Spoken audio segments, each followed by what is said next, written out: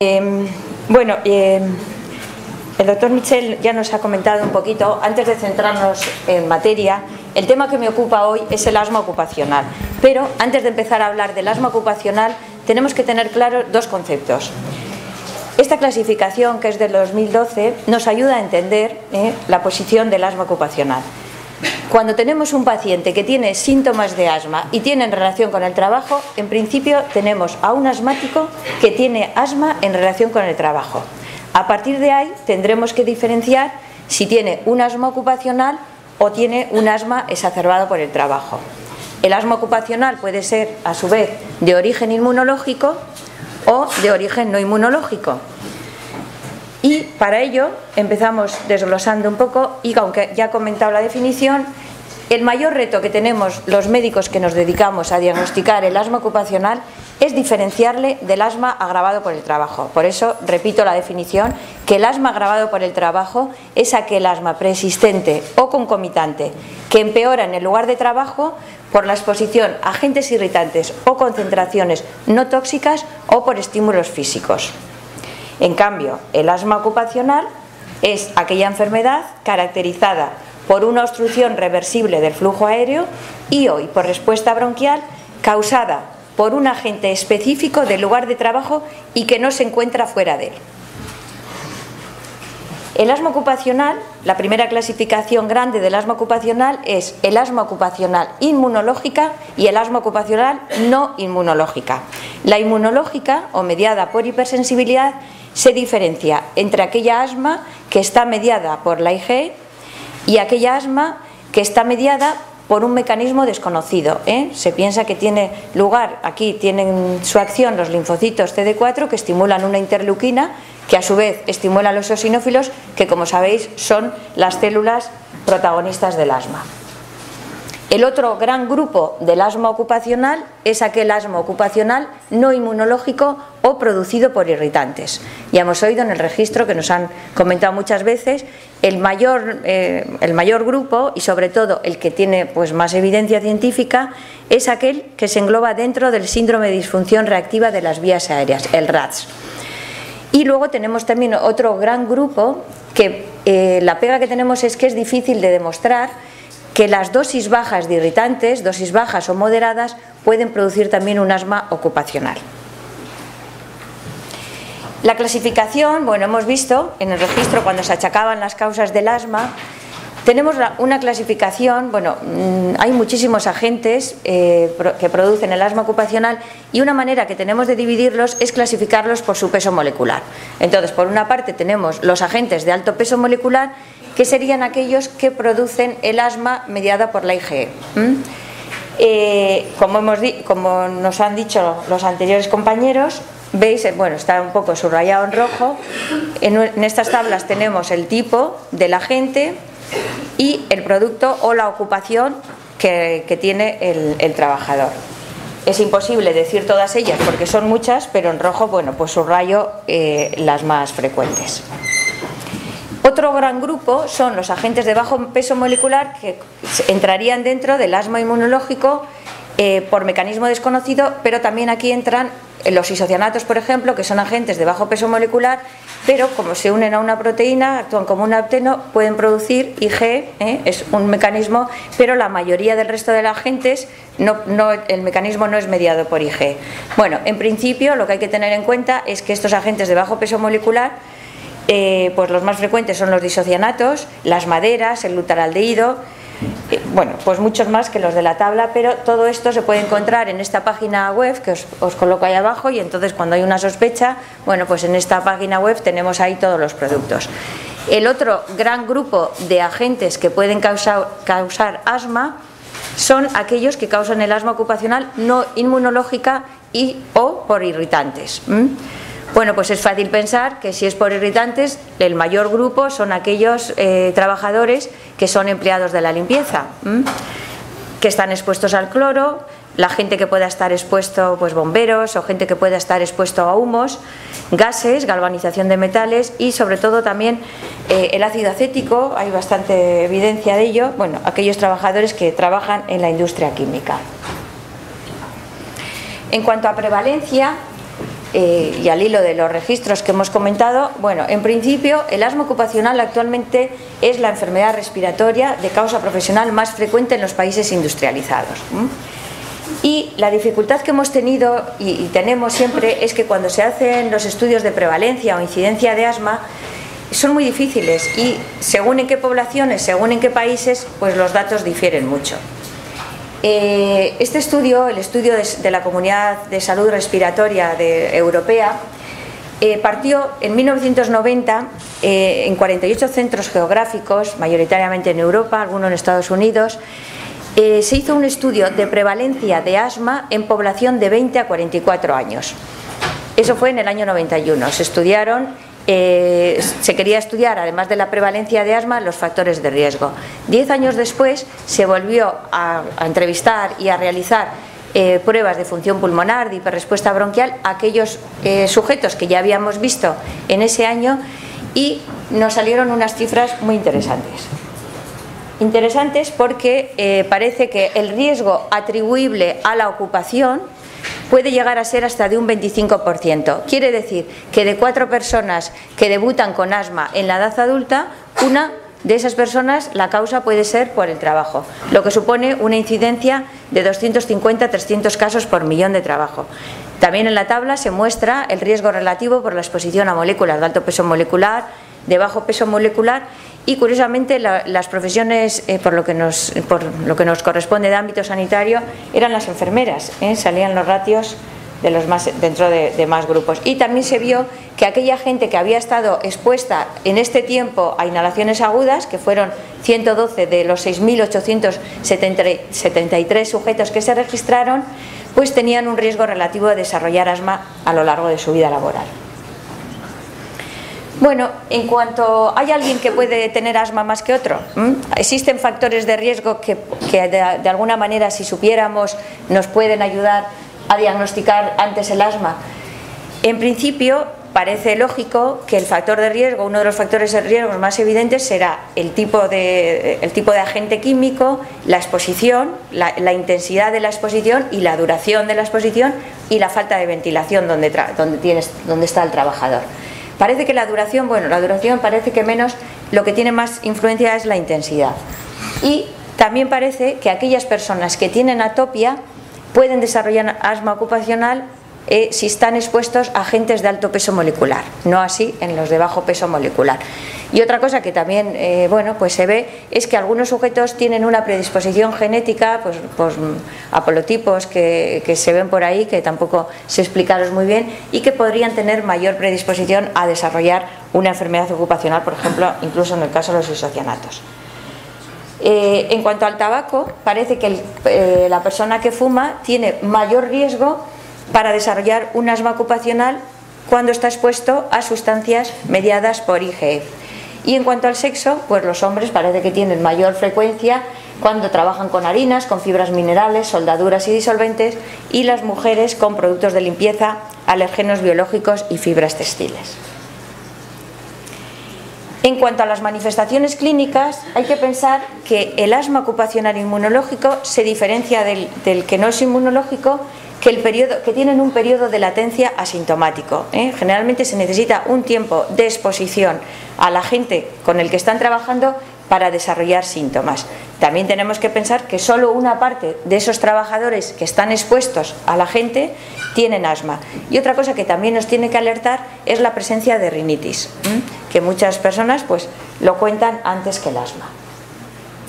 En cuanto al asma no inmunológica o asma por irritantes, el mayor es el RAS, el RAS, que es la disfunción reactiva de la vía aérea. Son síntomas de asma tras una única exposición a altas concentraciones de diferentes gases, humos o vapores. Pensar que siempre es un accidente. Esta exposición masiva a sustancias puede ser en sitios con poca ventilación.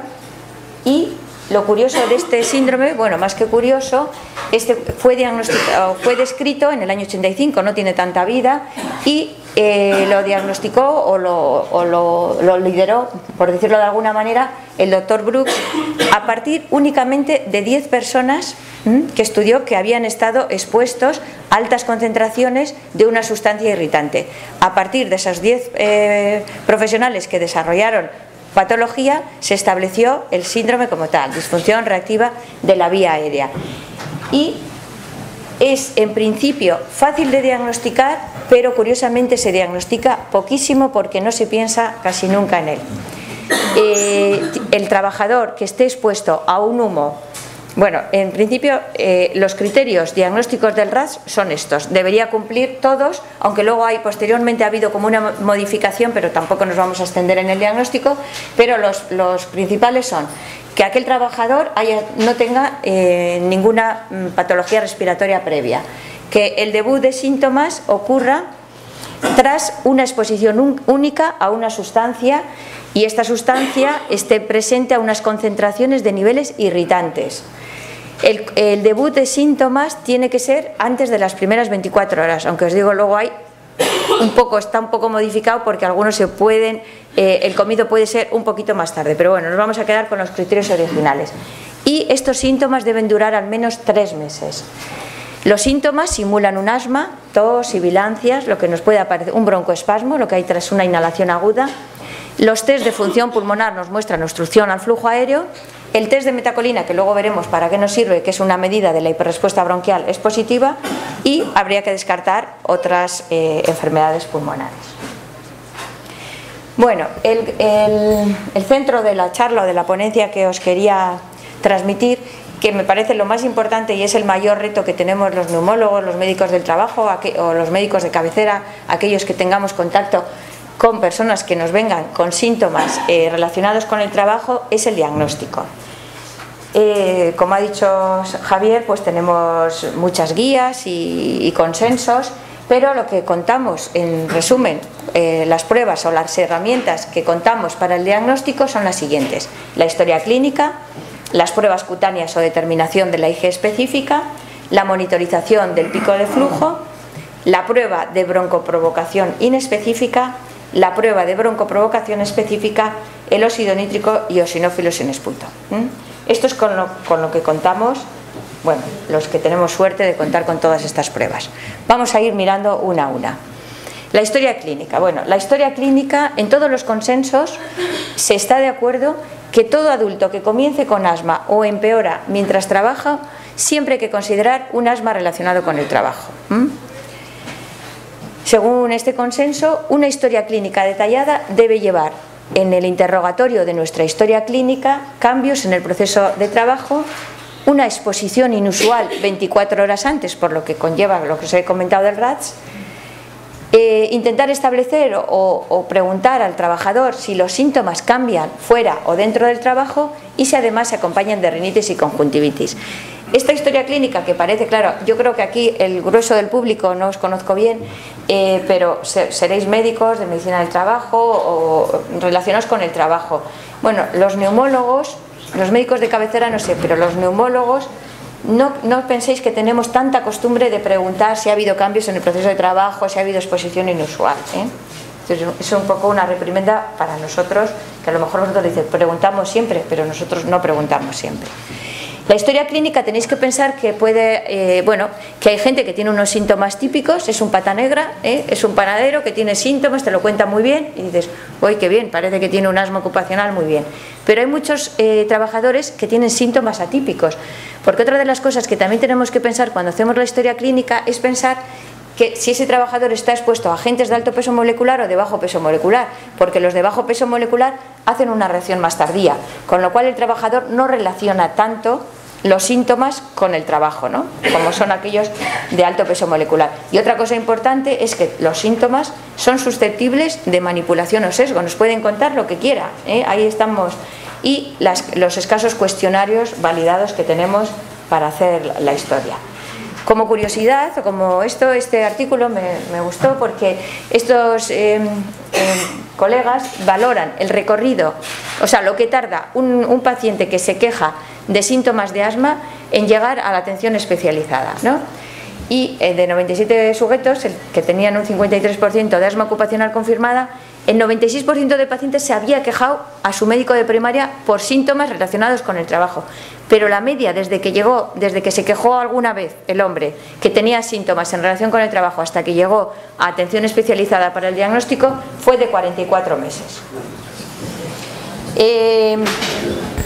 Bueno, y en cuanto al cuestionario, pero no solo la medicina primaria, o sea, esto no es una crítica para decir es que los médicos de primaria no remiten a la especializada o los médicos de trabajo, incluso los cuestionarios tampoco nos tienen grandes resultados, y en este artículo que está realizado por personas que se dedican al asma ocupacional, con un cuestionario es difícil, el cuestionario estaba basado en naturaleza de los síntomas y relación con el trabajo, pero se ve que el cuestionario tampoco tenemos grandes sensibilidades ni especificidades, no es tan fácil, pero podríamos decir, bueno, hacemos un cuestionario bien hecho de síntomas en relación con el trabajo y así vamos a detectar mejor. Doctor Muñoz también tiene experiencia, no he sacado, pero ellos hicieron un cuestionario mejor que este, no lo he sacado por falta de tiempo.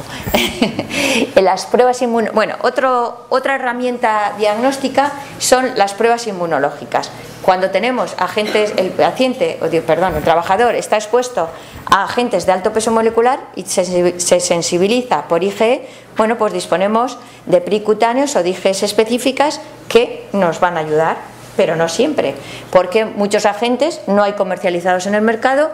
Necesitamos de un inmunólogo que las prepare o de una bióloga, que suerte que tienen algunos. Nunca nos va a confirmar el diagnóstico de la enfermedad pensar que un panadero, que me ha dado por los panaderos, pero bueno, un panadero que pueda tener la IgE específica a harina de centeno, de cebada, y tiene síntomas de asma, en principio parece que es fácil, ¿no? Dices, bueno, tiene síntomas de asma y está sensibilizado. Pues a lo mejor lo que le hace es un irritante. Quiero decir que eso solo nos va a decir que está sensibilizado. Hombre, en ese caso lo tomamos como asma ocupacional, pero de todas formas mi charla, como os daréis cuenta, siempre va encaminada a defender la prueba de provocación específica, con lo cual voy adelantando el camino. La segunda herramienta que disponemos en la clínica y que es fácil de utilizar es la medida, el pico de flujo expiratorio. Aquí se trata de decir, tenemos un paciente con síntomas clínicos, vamos a ver si esos síntomas clínicos los podemos medir de manera objetiva.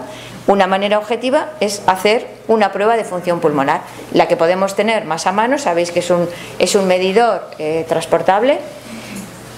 Pero es una medida indirecta del calibre de la vía aérea, hay que pensar que depende mucho del esfuerzo de la persona, con lo cual puede hacer un poco lo que él quiera, y no es un índice intercambiable del FEV. Una de las cosas que tenemos que pensar, claro, si nosotros queremos medir y queremos saber si los síntomas que nos cuenta ese paciente se correlacionan con una obstrucción del pico de flujo, tenemos que ver si trabajando tiene unas cifras y no trabajando tiene otras. Con lo cual, imaginaros lo laborioso. Tenemos que ponerle al paciente 2 semanas trabajando y 2 semanas de baja. Le tenemos que dar 4 veces, le tenemos que decir que registre 4 veces al día, y así con ello, bueno, determinamos la variabilidad. Pero con esto tenemos que tener en cuenta, a pesar de que mide la relación entre la exposición laboral y la función pulmonar, no nos dice el agente causal. El paciente se va con su medidor de pico de flujo, va a la fábrica, pero allí hay algo en el ambiente que le produce obstrucción, vale, pero ¿qué es lo que le produce obstrucción de todo lo que hay allí? No sabemos. Otra de las cosas que nos encontramos a menudo son las implicaciones laborales que tiene el enfermo. Mucha gente que viene a la consulta, y yo para cuando le veo, lleva 6 meses de baja, o está en el paro o la han echado directamente. Entonces no le puedo decir incorpórate al lugar de trabajo, lógicamente, con lo cual pues eso es un esto. Y otra de las pegas también incluso es que si está fastidiado y está trabajando, pues bueno, tampoco tiene a veces implicaciones legales, porque el de la mutua no quiere que coja el alta, en fin. Hay una serie de medidas que bueno, que tampoco, bueno, nos ayudan. Esto es un poco, estos 4 son lo que nos puede presentar cuando nosotros registramos el pico de flujo. Nos puede dar desde un deterioro toda la jornada del trabajo, que haya un deterioro progresivo semanal y se recupera el fin de semana, También vemos que hay un deterioro semana a semana con escasa recuperación, ese ya no relaciona casi los síntomas porque siempre está malo. Y algunos curiosos que tienen el máximo deterioro el lunes, el primer día según llegan, y luego recuperan posteriormente. Bueno, eso en cuanto a problemas que os intento transmitir que nos puede dar el pico de flujo para relacionar con los síntomas. Pero además, la fiabilidad. El doctor Santiago Quirce, realizó un estudio de fiabilidad para ver, un estudio de confianza en realidad, de monitorización del PEF en 17 sujetos con sospecha de asma ocupacional. Claro, los pacientes, bueno, aquí siempre hay posibilidad de manipulación. Nosotros entregamos un monitor electrónico, que en principio queda registrada pero si se entrega un monitor normal, pues es lo que te ha dicho, tienes que fiarte de lo que ha dicho. Bueno, pues en este estudio que les dieron un monitor electrónico y un monitor manual, bueno, pues se vio que el 22% era incorrecto, que no decían lo que era. 22 fueron incapaces de registro. Pensar también que es muy laborioso, 4 veces al día, se olvida, que al final, bueno, pues el asunto para lo que nos aporta. Bueno, lo que os he comentado antes, si está de baja laboral requiere incorporarse al trabajo, con lo que puede tener de peligroso la incorporación al medio laboral, si estás pensando que hay algo en el trabajo que le está haciendo daño. Tiene un periodo largo para recogida de resultados. Nosotros cuando tenemos que hacer así, pues de alguna manera tenemos que diagnosticar así, porque no tenemos un agente para hacerle la provocación, es muy largo. Tenemos que, pues casi más de un mes entre que hacemos las cosas, retrasa mucho y retrasan decisiones operativas. Y otra de las cosas también que hay que pensar, que la persona, dices, se queja, viene a la consulta porque se queja de unos síntomas, pero cuando va a recoger los síntomas, a lo mejor está en otra zona, o justo en ese momento no se está utilizando la resina o la taladrina o lo que sospechemos que está teniendo, con lo cual dices, bueno, le mando con el PeakFlow, pero si no está expuesto. Bueno, otra ayuda que tenemos es la determinación de la hiperreactividad bronquial. Como sabéis, el asma es una inflamación del bronquio que lo que tiene es una hiperrespuesta bronquial. Esa hiperrespuesta bronquial es nuestra manera objetiva de medir los síntomas del asma. En principio confirma el diagnóstico, porque hay gente que a lo mejor, bueno, no he hecho diagnósticos diferenciales, pero aparte del asma puede venir por bronquitis o puede venir por otras cosas. Tiene temporalidad con la exposición. Hay que tener en cuenta que una de las dificultades que tenemos es que a lo mejor recibimos lo que os he dicho para el PeakFlow, vale lo mismo para el test de hiperreactividad bronquial. Podemos ver a un paciente que tiene sospecha de asma ocupacional, pero para cuando ha llegado a la consulta especializada lleva 6 meses de baja, porque la gente lleva muchísimo tiempo de baja, a veces esperando, con lo cual pues es negativa, pero decimos, bueno, es negativa porque ya lleva 6 meses que no está expuesto a ese agente que le está dando la hiperrespuesta bronquial. Y otra de las cosas que nos valen es para seleccionar la dosis de la prueba de provocación específica, que ahora veremos. Una de las cosas que nos ayudan cuando no tenemos un agente específico para hacerle la broncoprovocación específica es, además de lo que os he comentado, que le hacemos un registro del PeakFlow durante 2 semanas fuera del trabajo y 2 semanas dentro del trabajo, lo que nos sirve el test de hiperrespuesta bronquial inespecífica, el test de metacolina, es ver si un paciente tiene cambios según está trabajando o no está trabajando. Si un sujeto está trabajando, le hacemos el test de metacolina y tiene positivo, y encima el pico de flujo nos está dando unos datos, y le damos la baja durante un mes, le decimos que recoja y tal, y vuelve y tiene un test de metacolina negativo y además el pico de flujo, pues nos ayuda mucho, la hiperrespuesta bronquial inespecífica nos ayuda a mejorar los datos que teníamos de la recogida del PEF. También nos ayuda a diagnosticar el asma si, aunque no sea positivo o negativo, las dosis con las que producimos el cierre del bronquio son menores. Yo creo que estoy hablando un poco, a lo mejor, el test de hiperrespuesta bronquial, dando por hecho cosas que no conocéis porque no no lo trabajáis con ellos. El test de metacolina es dar un agente, la metacolina, que es un provocador inespecífico del bronquio. Vamos administrando a una persona dosis diferentes, cada vez más elevadas, y lo que esperamos es que el bronquio se cierre y que el FEV caiga al 20%. Eso es inespecífico, porque cualquier asmático tiene un test de metacolina positivo. Se diferencia, bueno, en principio, de aquel paciente que no tenga asma, dentro de todas las pegas que pueda haber. Entonces, pues es válido también que si la dosis es menor para provocarle el cierre del bronquio, nos vale para diagnosticar el asma. Bueno, y llegamos a la prueba, más que la prueba oro, sería la prueba de referencia. Pues oro es el de la tuberculosis, que miramos en el microscopio y vemos el bacilo de la tuberculosis. Pero lo más oro que hay, o la prueba de referencia, es la prueba de bronquial específica. Se necesita un laboratorio especializado, y lo que se hace en la prueba de broncoprovocación específica en realidad es administrar al paciente una dosis progresiva de aquel agente que sospechamos para ver si ese bronquio se cierra. ¿Qué indicaciones tiene? Las indicaciones que dicen las normativas son que de esta manera podemos descubrir nuevos agentes posibles. Si no hiciéramos esta prueba, no podríamos demostrar que este agente, que no está en esa lista de la página web que produce asma, es productor de asma ocupacional. Reconoce el agente causal. Aquí no, si está sensibilizado, puede estar a varias cosas. Aquí sabemos efectivamente qué agente le está causando el asma. También, por ejemplo, en gente que pueda tener un asma muy severo, nos confirma la severidad de ese asma para diagnosticar con más esto. Y en aquellos con diagnóstico dudoso. Estas son las normativas que dice, lo que dice la normativa SEPA. Yo diría que siempre que podamos hacer una prueba de provocación específica, la tenemos que hacer. Bueno, esta es la cabina que tenemos en el Hospital de Galdácano. Como os he dicho, se trata de inhalar el agente sospechoso a dosis bajas y crecientes, y la dificultad, bueno, tenemos que disponer de una cabina con una serie de medidas que salga el aire, que entre el aire, pero lo más difícil suele ser contar con los agentes, preparar los agentes para